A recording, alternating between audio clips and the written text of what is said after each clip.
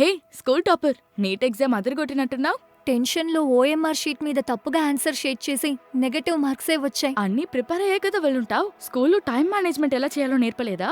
ఫిజిక్స్కి 75 minutes, కెమిస్ట్రీకి 60 minutes, బయాలజీకి 45 minutes అని time distribute చేసి ఎలా అటెండ్ అవ్వాలో నేర్పలేదా?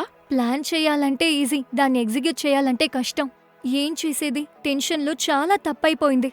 టైం కూడా సరిపోలేదు. అవును, నువ్వెలా ఎగ్జామ్ క్లియర్ చేసావు? నేను సరస్సు ఆన్లైన్ టెస్టింగ్ ప్రాక్టీస్ కి జాయిన్ అయ్యాను. పర్ఫెక్ట్ టైం మేనేజ్మెంట్ ప్రకారం లెవెల్ బేస్డ్ క్వశ్చన్స్ కి మనల్ని ఒక్కొక్క స్టెప్ గా ప్రిపేర్ చేసి ఎలా ఎగ్జిక్యూట్ చేయాలని నేర్పించారు.